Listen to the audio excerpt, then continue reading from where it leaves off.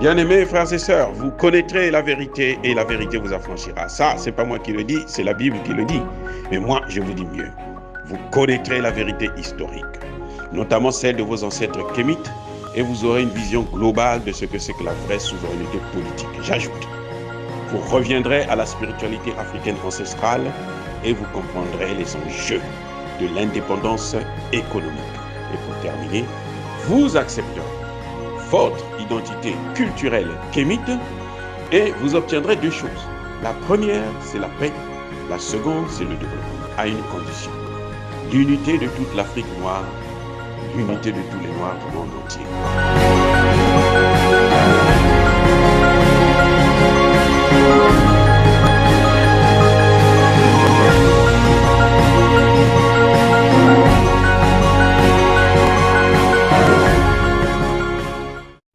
Ok à tous, bienvenue sur la chaîne des panafricanistes par essence, par conviction et par excellence. Celle des citoyens kémites par nécessité et obligation de combat. Nous sommes une chaîne qui n'est guidée que par nos ancêtres et rien que par les ancêtres qui appartiennent à l'égrégore du monde noir. Par conséquent, nous ne croyons en aucun Dieu venu de l'étranger. Toutefois, cette vidéo n'est aucunement destinée à inciter à la haine ou à la violence, car nous menons un combat qui est d'abord et avant tout spirituel, intellectuel et démocratique.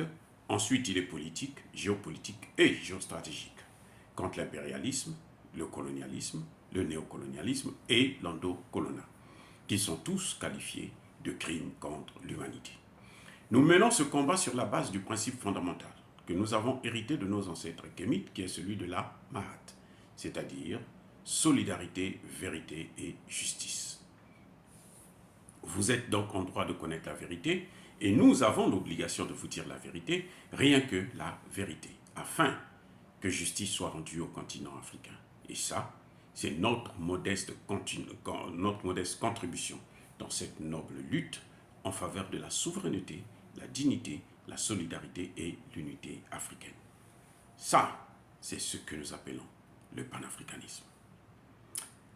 Bien-aimés frères et sœurs, le président Poutine venait de faire une déclaration très compliquée, très complexe, que nous allons essayer de décortiquer. Le président Poutine a dit que nous allons vers une décennie ou des décennies qui vont être très, très dangereuses pour le monde.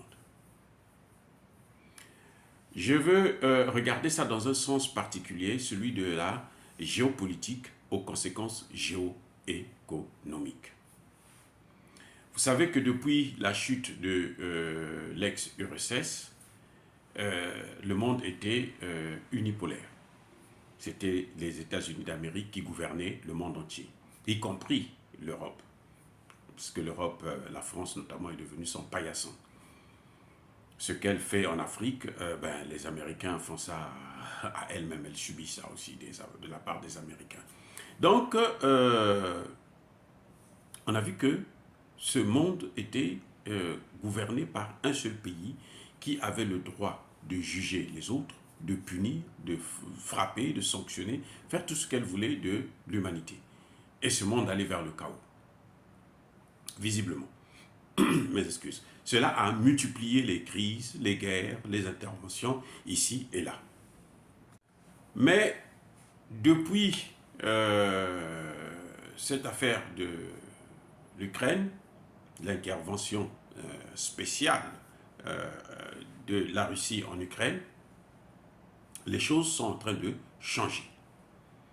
Donc, on voit maintenant les conséquences de cette situation géopolitique, de l'influence complète des États-Unis, l'abus, bien entendu, de cette influence où on veut occuper tout le territoire, y compris la Russie, avant d'atteindre la Chine, bien sûr, puisqu'ils le disent eux-mêmes que la Chine, c'est l'ennemi numéro 1 et la Russie, c'est l'ennemi immédiat. Mais on commence à voir qu'il y a des conséquences géoéconomiques qui sont la dédollarisation, la démondialisation et la désoccidentalisation. Eh oui, malheureusement, c'est ça, justement. C'est comme un effet boomerang. Parce que depuis que l'Ukraine est tombée dans cette crise face à la Russie,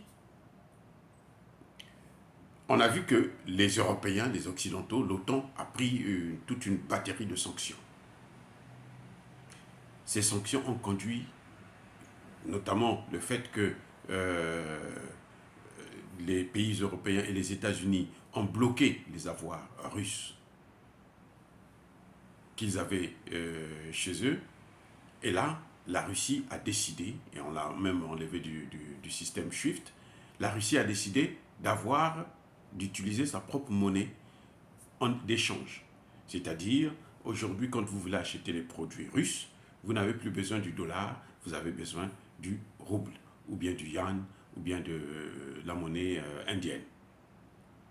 Donc, et là, on voit que les Chinois font la même chose, les Indiens font la même chose, donc de plus en plus, le marché est en train de grandir. Il y a des pays comme l'Arabie Saoudite, l'Iran et autres qui échangent maintenant avec la Russie sans avoir besoin du dollar. Donc là, on est dans la dédollarisation complète. La démondialisation, nous voyons que de plus en plus, cette idée d'un monde unique, gouverné par une seule puissance, par les États-Unis et par l'OTAN, par voie de conséquence par l'Occident, les gens n'en veulent plus. Personne n'en veut. Tout le monde réclame maintenant sa souveraineté. On va vers un monde multipolaire. On a déjà deux grands blocs qui se dessinent, celui de l'OTAN d'un côté et celui du bloc de Shanghai. Donc, on voit très bien que la mondialisation de Davos est en train d'échouer avec cette crise en Ukraine. On va maintenant vers la démondialisation. Mais il n'y a pas que ça. Il y a aussi la désoccidentalisation. Le fait que beaucoup de pays ne veulent plus avoir affaire à l'Occident. Et ça, on le constate même lorsque il y a des votes de résolution pour condamner la Russie. On voit bien que les pays se disent non, nous on ne veut pas faire ça. Parce que on se dit, mais attendez, vous c'est ce que vous êtes en train de faire partout. C'est ce que vous êtes en train de faire partout. Vous allez, vous faites des guerres, vous gouvernez, vous frappez, vous punissez, vous avez tous les droits. Et quand c'est vous, personne ne dit un mot. Personne ne peut dire un mot. Personne ne peut condamner. La Cour pénale internationale a tenté avec Mme Bensouda, après avoir perdu Gbagbo et Blé Goudé, elle s'est tournée vers les États-Unis pour essayer de voir si elle ne peut pas enquêter pour essayer de relancer l'affaire. On lui a dit, mais madame, vous n'avez plus le droit de venir même aux États-Unis. On vous enlève le visa. Eh oui. Donc madame est sortie de là, la tête entre les cuisses.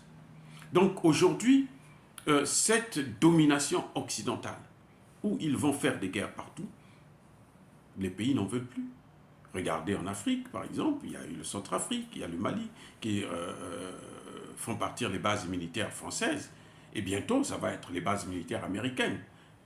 Puisque l'Amérique est en train de vouloir remplacer la France pour faire exactement la même chose, mais c'est sûr que ça ne va pas aller durer longtemps, parce qu'après avoir terminé avec la France, il faudrait s'attaquer visiblement aux États-Unis aussi. Donc il y a ces trois éléments qui sont en jeu.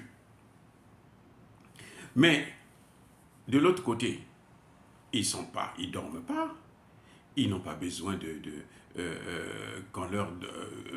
perdre cet avantage qu'ils avaient pourtant par leur propre idiotie, parce qu'ils ne veulent pas voir que le monde est en train d'évoluer et que la politique doit évoluer avec le monde.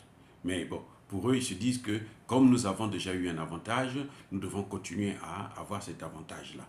Mais on sait aussi que cet avantage, parfois, n'était pas un vrai avantage, puisqu'on a nié à la Russie le fait que c'est elle qui a gagné la Seconde Guerre mondiale, au sacrifice, au prix fort, du sacrifice de 26 millions de Russes.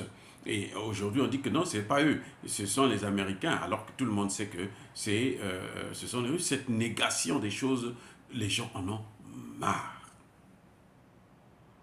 Maintenant, de l'autre côté, ils se disent, comme il faut maintenir cette puissance, eh ben, ils seront obligés de faire de grandes guerres.